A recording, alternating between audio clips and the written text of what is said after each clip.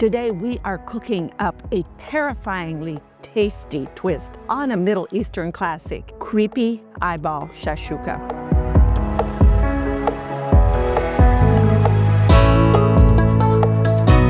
I'm Dr. Joanette, longevity expert, medical professor, and Blue Zone native. Today's recipe is a Halloween-themed recipe. If you're cooking up a haunted brunch or just want to feed those little monsters before taking them out for trick-or-treating, this Spooky Eyeball Shakshuka recipe is perfect. So let's get cooking. To get started, we are going to sauté up the base for our Spooky Eyeball Shakshuka. I'm using an induction burner here and a cast iron skillet. If you're using non-stick cookware, you might want to consider using either stainless steel cookware or cast iron, because the non-stick cookware quite often will release microplastics into your food, which can get into your system, into your brain, and none of that will be good for your health. If you scroll down to the description below, you'll be able to find links that will take you out to where you can purchase the induction burner and a cast iron skillet. I get a small commission. It doesn't cost you any extra, and thank you so much for supporting this channel. I've started heating up a frying pan here, a cast iron skillet, and to that I'm adding a little olive oil. Olive oil is one of those healthy fats that gives us some good omega-3s versus seed oils that are loaded with omega-6. Omega-3 is what our brain needs to stay healthy and focus. To that, I'm adding 1 medium onion, green pepper, red pepper. I like the red and green. It gives some nice contrast to the shakshuka. And we're going to saute that up until the onions start getting translucent.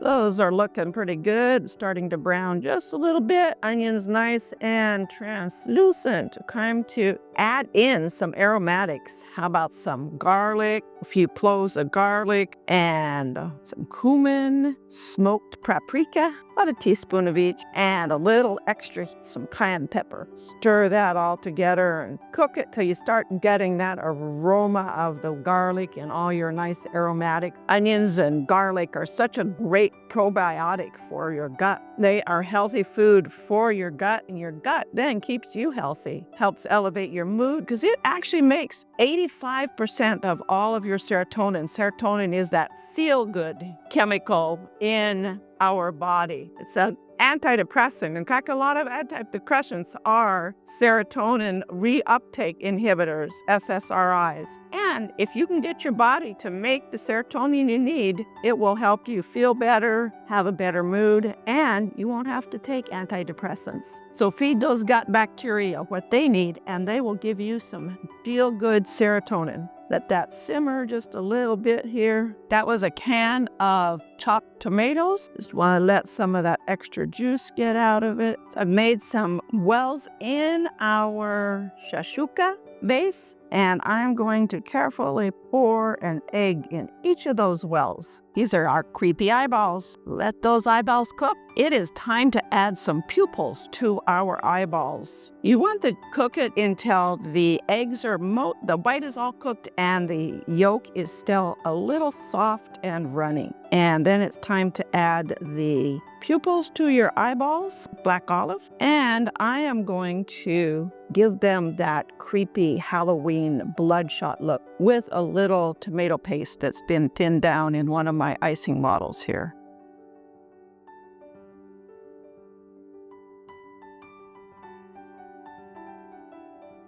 Nice bloodshot looking eyeballs. And I'm going to finish it with a little bit of parsley, kind of just around the edge, maybe a little bit of hair there. Green hair. Got to get your greens. Of course, we had the green pepper too. And there you have it. Spooky Eyeball Shakshuka. Perfect for breakfast, brunch, or anytime. I think it is time to give it a try. Get some of this eyeball.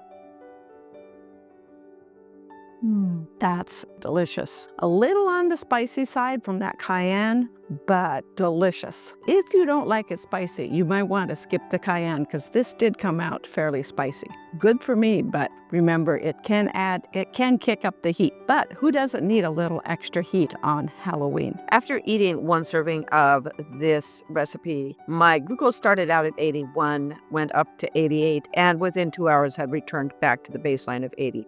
Essentially, there was no change in my blood sugar, making this a great low-carb recipe for Halloween or anytime.